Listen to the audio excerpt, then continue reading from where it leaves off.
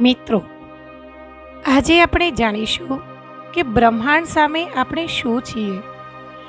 તમે આશ્ચર્યચકિત થઈ જશો જ્યારે તમે જાણશો કે બ્રહ્માંડ શું છે, આપણું સ્થાન શું છે, આપણું અસ્તિત્વ ક્યાં છે. મિત્રો, આપણી સંપૂર્ણ ધરતીનું પોપ્યુલેશન લગભગ 8 અરબ સુધી પહોંચી ગયું છે. આપણી પૃથ્વીનો વ્યાસ લગભગ 13,000 કિલોમીટર છે, જ્યારે ચંદ્રનો વ્યાસ 3,500 કિલોમીટર છે. આપણી પૃથ્વીમાં ચંદ્ર જેટલા 50 ઉપગ્રહ સમાઈ શકે.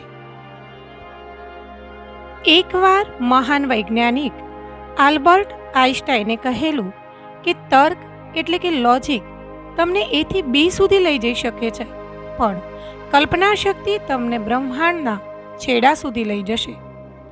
એમાં જરા પણ સમય નહીં લાગે.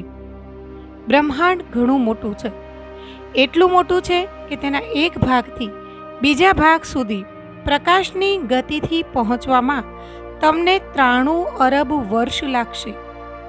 અર્થાત તમારી આવનારી અરબો ખરબો જનરેશન વીતી જશે, પણ તમે ઓબ્ઝર્વેબલ યુનિવર્સને એક્સપ્લોર નહીં કરી શકો. એવામાં અનંત બ્રહ્માંડને એક્સપ્લોર કરવાની તમે કલ્પના પણ નહીં કરી શકો. જો કે દોસ્તો, આજે આપણી કલ્પનાથી અનંત બ્રહ્માંડને એક્સપ્લોર કરીશું, તો જરા પણ વિડીયોને સ્કીપ કર્યા વગર બેસી જાઓ ખુરશી ઉપર અને જુઓ આખો વિડીયો. મિત્રો, આપણે કલ્પનાની ઉડાનને લોજિકની દોરી સાથે બાંધીને સમજીશું. બ્રહ્માંડની અનંતતાને જાણવા માટે આપણે પૃથ્વીથી બ્રહ્માંડના અંતિમ છેડા સુધી જવું પડશે. તો આપણા બ્રહ્માંડની સફરની શરૂઆત આપણી પૃથ્વીથી જ થશે. છેલ્લા 4 અરબ વર્ષથી પૃથ્વી પર જીવન છે અને તે સૂર્યની ચારે તરફ ફરતી રહી છે. આપણો સૂર્ય આપણને લઈને ગેલેક્સીના સેન્ટરની ચારે બાજુ ફરી રહ્યો છે. છેલ્લા 4 અરબ વર્ષમાં સૂર્યએ હજી સુધી માત્ર 20 વાર જ ગેલેક્સીના કેન્દ્રની ચારે બાજુ ચક્કર પૂરા કર્યા છે. આના પરથી સમજી શકાય કે ગેલેક્સી કેટલી મોટી છે. એક માણસના ચાલવાની સ્પીડ લગભગ 5 કિલોમીટર પ્રતિ કલાકની છે.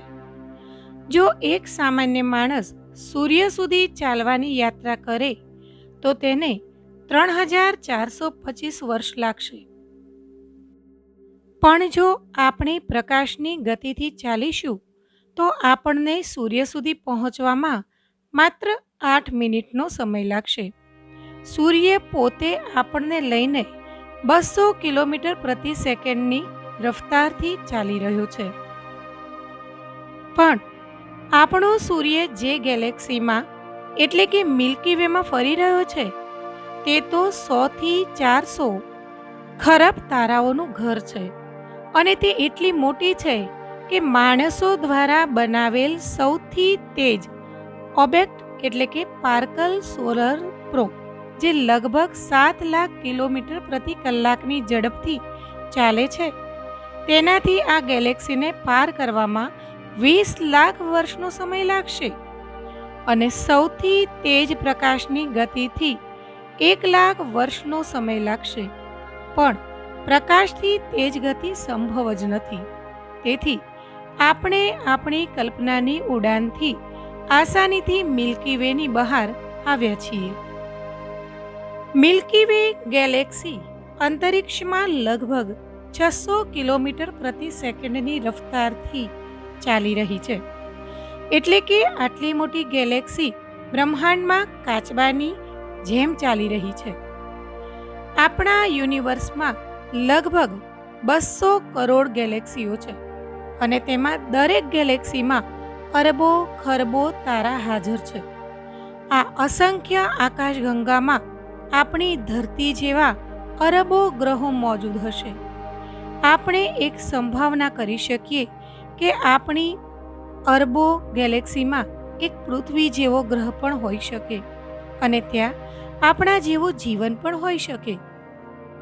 જો આપણે વધારે આગળ જઈએ તો આપણું બ્રહ્માંડ 93 અરબ પ્રકાશ વર્ષમાં ફેલાયેલું છે, જેમાં અરબો ગેલેક્સીઓ છે. તમને જાણીને નવાઈ લાગશે કે આ યુનિવર્સ બ્રહ્માંડ પોતે પણ સતત ફેલાઈ રહ્યું છે, જે આપણું ઓબ્ઝર્વેબલ યુનિવર્સ કહેવાય. એટલે કે આપણી ધરતીથી જેટલું દૂર ઓબ્ઝર્વ કરી શકાય તે ઓબ્ઝર્વેબલ યુનિવર્સ. એટલે કે વાર્તા અહીંથી પૂરી નથી થતી, પણ શરૂ થાય છે. સવાલ એ છે કે જ્યાં આપણે ઊભા છીએ, શું તે યુનિવર્સ એવડું જ મોટું છે? શું તેનાથી આગળ કશું નથી? વૈજ્ઞાનિકોના મત મુજબ આપણું ઓબ્ઝર્વેબલ યુનિવર્સ 250 ગણું વધારે મોટું હોઈ શકે. મિત્રો, હજી સુધી આપણે બ્રહ્માંડને આનાથી વધારે નથી જાણી શક્યા. પણ પ્રશ્ન એ છે કે યુનિવર્સની બહાર શું છે? શું આ યુનિવર્સ પોતે અનંત છે, અર્થાત તેની બહાર કશું નથી? કે પછી તેનાથી આગળ વધારે બીજા પણ ઘણા યુનિવર્સ છે? વૈજ્ઞાનિકોના અનુસાર આ સંભવ છે કે આપણા જેવા બીજા પણ ઘણા યુનિવર્સ હોઈ શકે. મતલબ આપણે મલ્ટીવર્સમાં રહીએ છીએ. જો આપણે મલ્ટીવર્સનો ભાગ હોઈએ તો આપણે એક એવી રિયાલિટીમાં રહીએ છીએ જ્યાં અનંત સંભાવના છે. અર્થાત એક અનંત બ્રહ્માંડ જ્યાં બુલબુલા જેવા દેખાવાવાળા અનેક બ્રહ્માંડ મોજૂદ છે અને તરી રહ્યા છે. એક એવી સચ્ચાઈ તમારા હોશ ઉડાવી દેશે. એક અનંત બ્રહ્માંડનો મતલબ છે સંભાવનાઓનું ખત્મ જ થઈ જવું. કારણ કે સંભાવના સીમિત ક્ષેત્રમાં જ હોઈ શકે, અનંતમાં નહીં. જ્યારે અનંતની વાત થાય છે ત્યારે તમે કે અનંત એ છે કે જેનો અંત નથી. આ અનંત આગળ જો આપણી કોઈ હેસિયત જ નથી તો તે હોવાનો હેતુ શું? આ પ્રશ્ન વૈજ્ઞાનિકો માટે સૌથી મોટો પ્રશ્ન છે. કેટલાક પ્રોમોનેટ થિંકર એવું માને છે કે એમણે યુનિવર્સમાં તેમનો મકસદ શોધી લીધો છે. જેમ કે એલન મસ્ક. તેમનું માનવું છે હ્યુમન સિવિલાઇઝેશન અત્યાર સુધીના ઘણા મોટા ખતરાઓને સહન કરી ચૂકી છે અને યુનિવર્સમાં આપણને હજી કોઈ જીવન મળ્યું નથી. એવામાં પૃથ્વી પરનું આપણું જીવન જ આપણે આગળ વધારવાનું રહ્યું. આના પહેલાં કે આપણું જીવન નષ્ટ કરવા કોઈ એસ્ટેરોઇડ આવી જાય અથવા કોઈનો ટેક્સ લિસ્ટમાં ઇવેન્ટમાં આપણું અસ્તિત્વ ખત્મ થઈ જાય, તો શા માટે જીવનને જ મલ્ટીપ્લેનેટરી બનાવી દેવાય અને આપણે જ અલગ અલગ ગ્રહો પર રહેવા લાગી જઈએ, જેથી આપણે આપણા હ્યુમન સિવિલાઇઝેશનને ધીમે ધીમે યુનિવર્સના અંતિમ છેડા સુધી ફેલાવી દઈએ. પણ દોસ્તો, છતાં પણ આપણને આ પ્રશ્નનો પૂરો જવાબ નહીં મળે કે છેલ્લે આપણે આ યુનિવર્સમાં કેમ એક્ઝિસ્ટ કરીએ છીએ. કેમ કે છેલ્લે એક દિવસ આપણે પણ ખતમ થવાનું છે, પણ મલ્ટીવર્સ હંમેશા રહેશે. માટે આપણે આ મલ્ટીવર્સમાં કેમ છીએ, જાણવા માટે અમારી ચેનલ સાથે જોડાઈ રહીશું. એકને એક દિવસ આપણે જાણીને જ રહીશું. હું મળીશ તમને બીજા કોઈ વિડીયોમાં.